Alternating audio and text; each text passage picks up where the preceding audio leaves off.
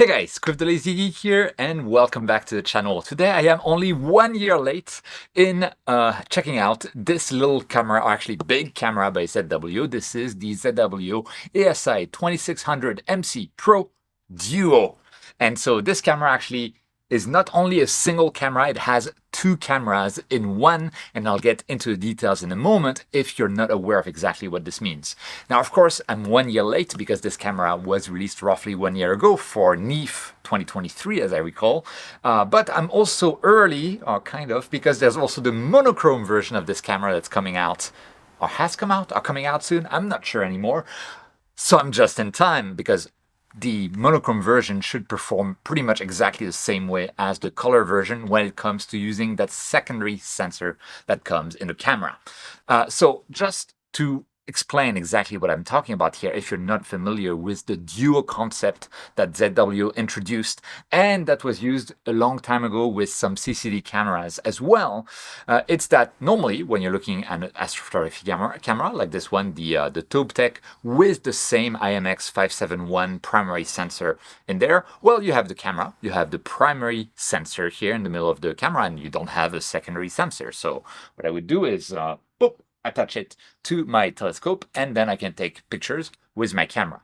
That said, when I am taking pictures of stars, I need to keep track of those stars because the Earth rotates.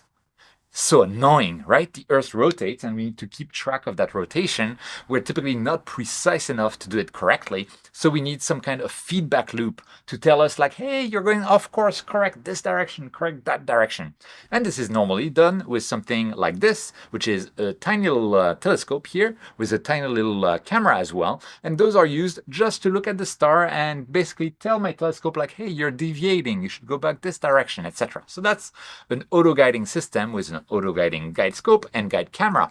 Obviously, with this system, you need a separate guide scope and a separate guide camera that I would be like attaching to my telescope, something like this, right? So we have additional gear and additional gear also that can fail as part of the system.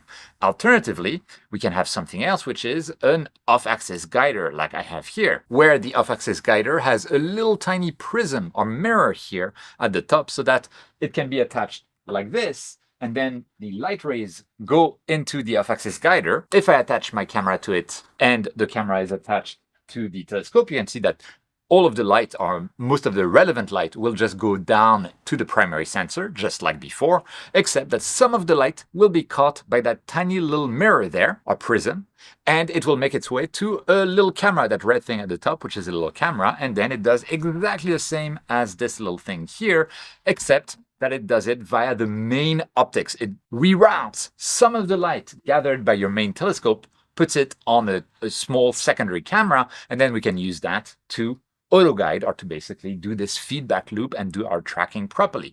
Those are typical methods, and as you can see, you need a second thing. You need this off-axis guider, and you need a second camera. So there's always something more to add to do this auto-guiding, this tracking of objects. With the ZW Duo, that is no longer needed. So let's unbox it. By the way, the unboxing of that thing is very interesting because it's very Apple-like. You have like a little magnet that closes the flap here. And then inside you have a very like nice window there into your camera. And without further ado, I'm going to take the camera out. Here it is. And show you how it looks like inside. So let me remove the cap here. And here we have it. You can see that we actually have two sensors here. Hopefully you can see one at the bottom, which is the primary sensor, and one at the top, which is the secondary sensor that we will use for guiding, for doing this feedback loop for tracking. And you can see it really looks very similar to this, except that this part here uses a prism to capture some of the light. This one has a sensor directly. And when you compare both methods, each has their advantages and their drawbacks. Now this, when ZW announced this, a lot of people were saying like, this is so innovative, etc., etc. It is actually really cool to see, but this is not the first time it has been done for amateur astrophotography. It's been done in the past by other brands. I'm not sure if it was S-Big or QSI. I don't remember, but one of the two, maybe even the two of them. So this is not a new concept, but the fact that we now have CMOS sensors that are so sensitive makes this actually a better option than it used to be. So there's drawbacks. So I'm still like on the fence about whether this is really good or not, especially if you're going to use narrowband filters, but I'll get back to that in a moment. Now, I also need to make some disclosures. I did not buy this camera. ZW contacted me and basically told me we have a 2600MC Pro Duo with a cosmetic defect.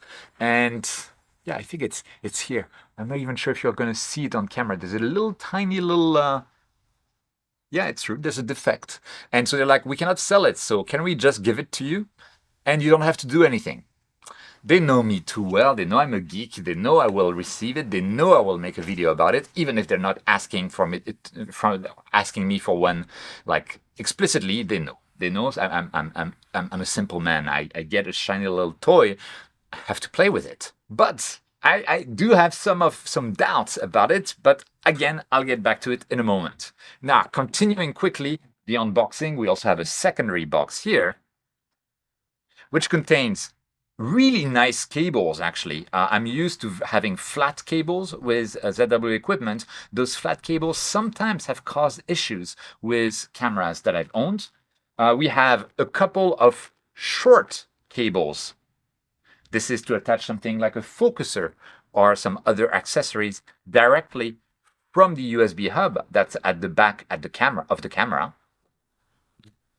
And then we also have like a short main USB 3 cable in case you have your control center very close to the main camera, for instance, if you're using the ASI Air. So that's really good approach there. I'm really happy to see that. And I wish, I don't know if it's the case now, but I hope that ZW is including such cables with every single camera, especially the Pro versions that they sell and not just the Duo. I don't know if that's the case or not. And then we have adapters. So the normal way to do things would be you take the adapters that are provided with the camera, you put them together like this, you attach them to the main camera,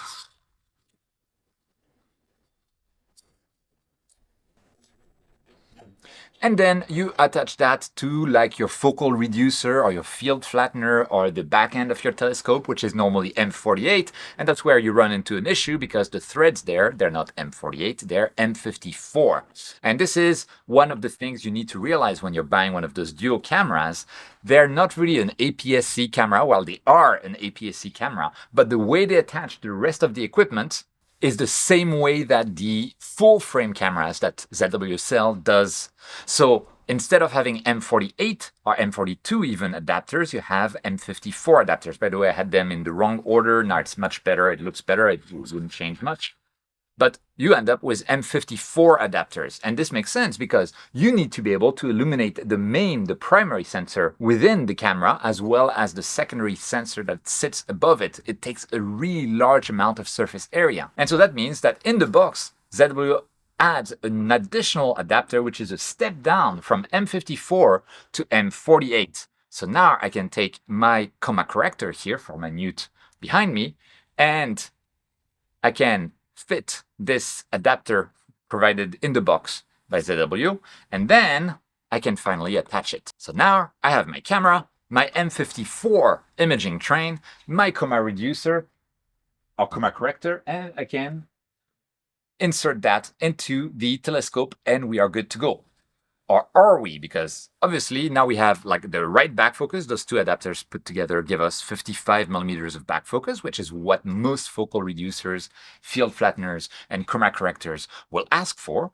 But there's several things to keep in mind, and is that with just those two adapters for 55 millimeters, I don't have anywhere to place my filters. So I will need to place my filters at the end of my chroma corrector, like almost like within the telescope draw tube. It makes changing filters very difficult, which means that you need a filter wheel or a filter drawer. Now, I do have a couple of ZW filter drawers. I have the old version here, and I have the new version actually attached to this camera, but neither of them will work with this ZW ASI2600MC Pro Duo, and this is because they're made to work with the smaller APS-C size or smaller sensors than like this effectively in terms of attachment to your telescope full frame camera. So you actually need an M54 filter drawer. So if you already have a filter drawer from ZW, you may need to buy another one. So that's something to keep in mind. Now, for me, fortunately, I do have an M54 filter drawer. This one is from TubeTech, and they sent it to me a while ago, so I'm able to use that as is. So now I have my camera with the M54 filter drawer screwed on. I have my 2-inch UV-IR cut filter from SV Boni in this case. And I can use the 16.5mm spacer provided by ZW with the camera to now have the setup that I need with the filter drawer, so I can change my filters easily, and attachable to my coma corrector. Obviously, this is with the step-down ring, which is always a worry because it might get kind of stuck and it might be difficult to remove in the future. So that's something that I wish there was like a better adapter, but at least it works. Just don't over-tighten it when you are putting this on the telescope. And with that, I also have my 55mm of back focus, and boop, I can put that in the telescope and it's gonna work. Okay, so what are the advantages and drawbacks of this compared to something like this, which is basically the same sensor, except that one has an integrated guiding chip, feedback loop chip, and the other one has an off-axis guider that reflects some of the light to put it to a separate camera. Now, before we go on to that, it's also important to look at the price of these things. This costs $2,000 US, $1,999 US more precisely. Whereas the ZW ASI2600MC Pro, the one without the secondary sensor, costs $500 less at $1,499 US.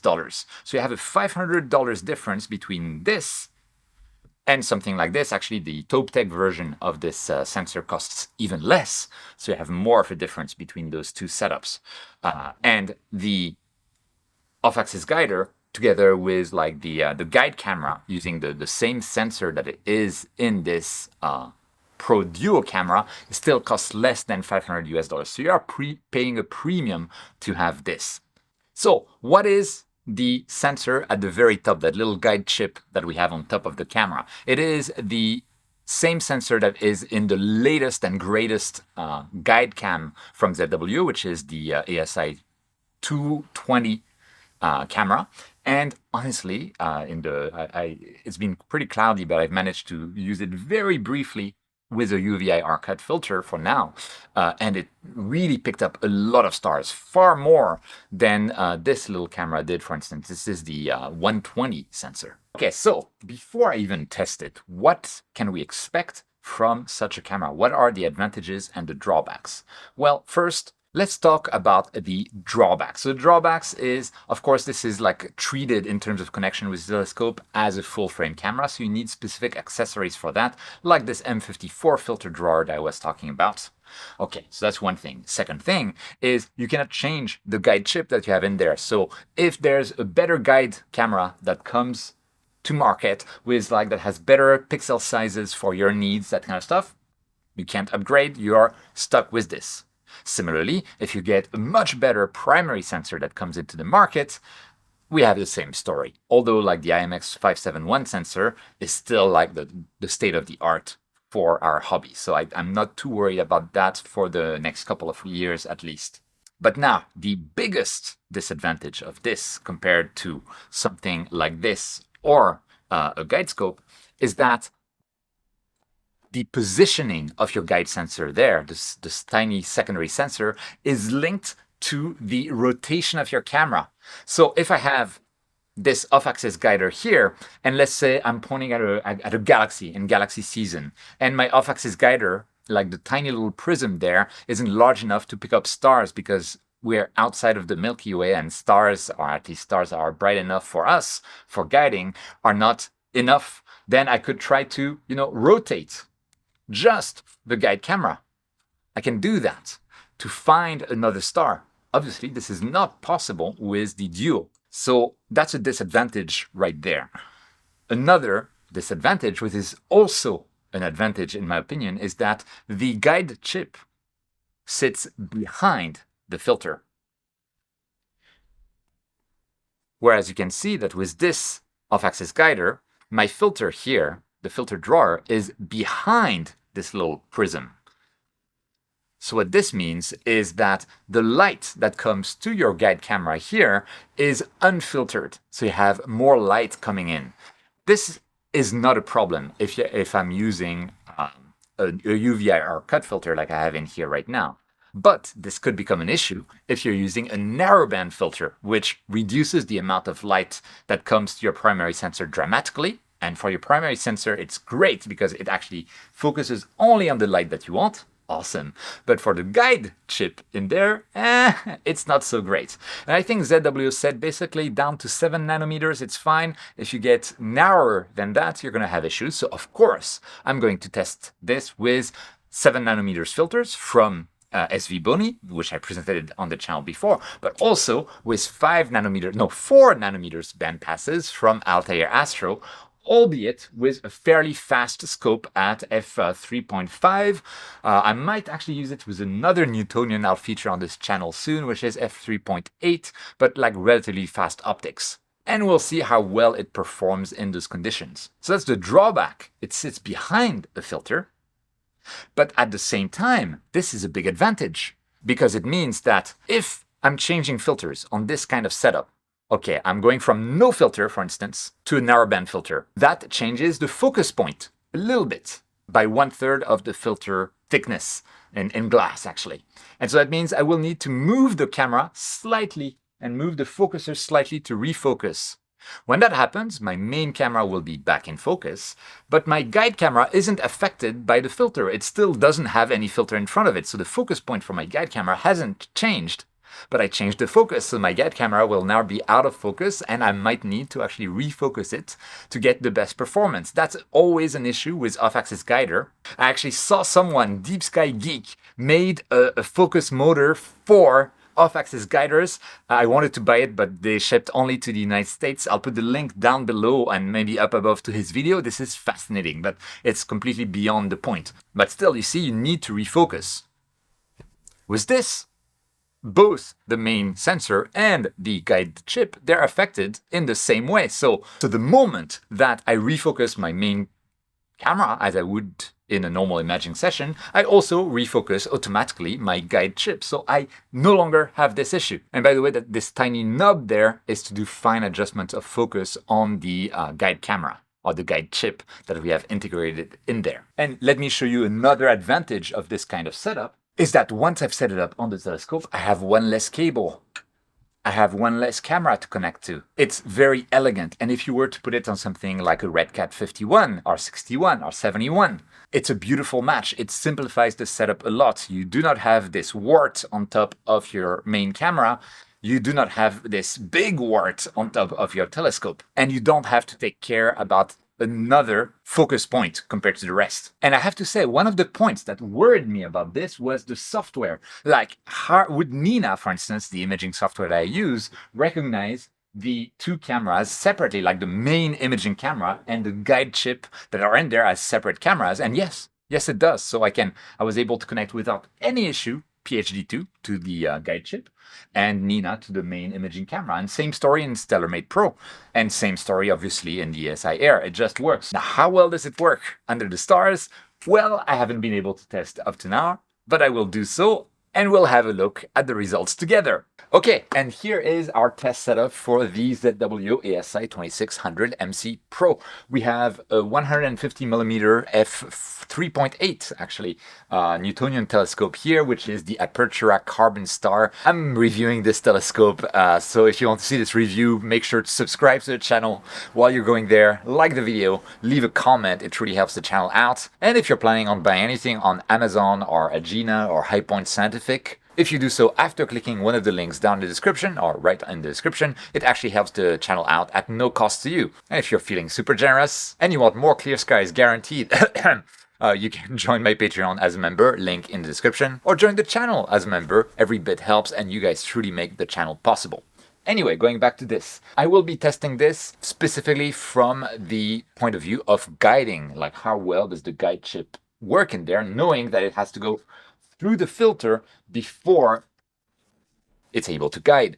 And the sensor itself is the IMX571 for the primary sensor, I mean. And that's not going to be the focus of that video. We know this sensor performs extremely well. I've reviewed it on the channel via the TobeTech version of the camera with that sensor. By the way, all of the links are in the description. But I still did get like a full night, close to full moon, where I spent time imaging M63. And so we'll have the quick look at the image that was provided by the main sensor, but that was really not my target at all. The target was checking out whether the guiding would work with both the luminance filter that I have here from SVBony, this 7 nanometers narrowband filter that is H-alpha and oxygen 3, also from SVBony, and 7 nanometer is roughly the limit that ZW mentions in their documentation for this camera. So I would expect it to work with this filter, but maybe not narrower. But I'm evil, so I also tested with this dual band H-alpha oxygen 3 filter, whose band passes are 4 nanometers wide. So we're being really evil there. And to keep with the evilness, I made sure to use a harmonic drive mount, the Warp Astron WD-20, and harmonic drive mounts, they like high frequency guiding, so I tried with my exposures left at 1 second long, because, reminder, I am evil. And just to compare all of those guiding results, I guided for 10 minutes on the same target, which was actually M63, with the luminance filter, with the SVBony 7 nanometers dual band filter, and with the Altair Astro 4 nanometers narrowband filter. Okay, so now let's go inside and have a look at the results. Okay, I'm on my computer. You can see the result of a single night of imaging from Tokyo on the Galaxy M63 with the ASI2600MC Duo. It's just as expected. It doesn't work any differently than my TobeTech camera. It's a beautiful sensor to work with. I didn't use any dark frames. I just used bias frames, as I always do. I cooled the sensor down to 10 degrees, or to minus 10 degrees Celsius. Everything worked exactly as it does with my other IMX571 powered camera. So really nothing surprising there. Now let's go into the interesting stuff, which is the guiding itself. Okay, the first thing is to show you a bit how the guiding screen looked like with the L filter. Again, this is from Tokyo with a very bright moon, so the number of stars available in the first place is not a lot, but you can see PhD2 had no trouble finding stars in the field of view. The 220 sensor is a really good sensor for guiding, so they chose it for a reason, and it's really good. And in terms of the guiding results themselves, over a 10 minutes period, you can see that my mount does have a little bit of a long-term RA periodic error that I think I could fix to some extent. But I had very good guiding results with an RMS of 0.61 arc seconds. Like, no problem whatsoever. And while it looks horrible on this chart, remember, like, this is 1 arc second and minus 1 arc second. So you can see it's a very well behaved type of guiding. No problem whatsoever, just as expected. Things will get more complex once you get to narrowband filters. Okay, so with the 7 nanometers dual band narrowband filter from SVBony in the imaging train, suddenly our poor little guiding sensor receives far less light than before. And yet, I'm stubborn, so I keep the guide exposures to just 1 second long, because I am evil like that. And as you can see, it still has no problem finding stars, although when I compared the stars that it had found with the other, like, luminance filter stars, I feel like this one here was actually not a star. So this would have been for me to change the PhD2 settings so that it would completely ignore this part where I believe it has locked onto some noise. All of the others are proper stars. Even this one and that one that looked like they were noise, they're actually stars that it's tracking. So that's good, and it seemed to be working well. At the same time, by the way, I was taking exposures 60 seconds long, and my exposures didn't have any trailing stars at a focal length of 580 millimeters. So really looking pretty good there. And in terms of the guiding graph, we see something extremely similar than before. And we get a result of 0.67 arc seconds there. Looks perfectly decent to me with the dual band narrowband filters at 7 nanometer. Okay, and now what about the 4 nanometer filter from Altair dual band 4nm filter, where we're even more evil to the camera and its guiding chip. Now, very interestingly in this case, while I still kept my exposure time to 1 second very stubbornly, we still get multiple stars that are chosen. All of them are correct stars except those 3 ones at the top, which are noise. I could make that better by simply taking dark frames with my guide camera or with the guide sensor, as PhD2 recommends doing, but I hadn't done it, or by changing my SNR tolerance for those stars. But taking that aside, and still I took multiple exposures at the same time that did not have any trailing that I could see, we have like proper stars being locked on, multiple stars being locked on, and things were working just as well as before.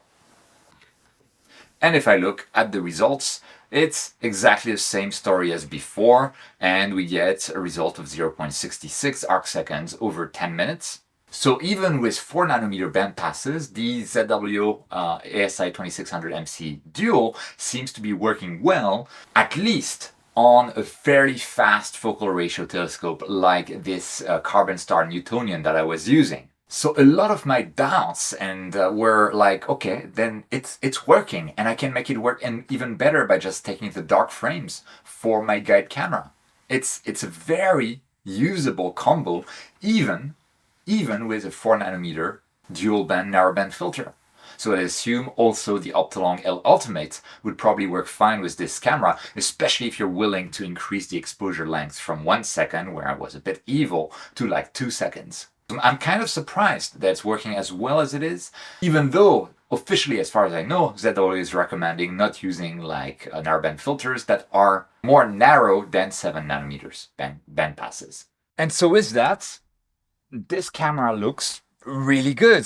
And I know I'm 1 year late to the party, but if you were considering the upcoming monochrome version of this, or maybe like the 2600MC Air camera, which has like an ASI Air integrated in it, don't ask me why, then I hope this can be helpful to you guys, because you get basically like the best sensor there is on the market for an APS-C size, like the ASI2600MC, and you get an excellent guiding chip, all in one package, so you get fewer cables, and you'll get even fewer cables if you use like the 2600MC Air, although I'm not quite sold on that one yet. The Duo, for sure. I'm gonna keep using this because it works with my narrowband filters. It's like there is no reason for me not to use that. I get rid of the off-axis guider, and I do not need to refocus it at all. I do not need to care about it. It's just going to stay there and just work. And this is much better than what I expected. When I first saw this, I'm not exactly sure what my first reaction was anymore. I probably have a video on that. But it's like, I was probably wondering like how it would work with narrowband filters, and it seems that it just performs fine. Now, this is with just a 580mm focal length telescope. It would also work great with like a refracting telescope as well, I would assume. But if you're going towards like a Schmidt-Cassegrain telescope, where with an Edge HD 800 or 8, whatever the name is, telescope that has 2000mm focal length by default, and then with the reducer it's 1400mm focal length, so like 2.5 times this thing, then you might start getting into issues. Where if the guide chip doesn't find a star from the get-go, well, you might need to increase the exposure time to maybe 3-4 seconds, which is fine with like this mount can actually take it. I'm not sure whether the AM5 could take that. And you might also need to have to rotate the camera. And when you rotate the camera, you also rotate your field of view. So you might not be getting the framing that you want to anymore. So it does become a bit of a compromise. I don't have a Schmidt-Cassegrain to test with right now, but this is something to keep in mind. If you're having, like, let's say, I would say F6 or faster telescope that has a focal length of maybe 800mm or less, then I think it's perfectly fine. So yeah, I'm actually very impressed by this, and yeah, I will keep using it. You will likely keep seeing this on the channel because it's just so convenient. And modern CMOS technology has made this like better than when the original innovation was introduced. So that's great to see. So what are your thoughts on this? Have you used this camera? Are you looking forward to the 2600mm monochrome duo camera? Let me know down in the comments. While you're there, subscribe to the channel, in which case welcome. Like the video, it really helps like the algorithm notice my videos. Buy stuff from my affiliate links, all that good stuff. But more important than all of that, thank you so much for watching. Don't forget whenever you can to look up at the stars or the clouds. And I'll see you next time.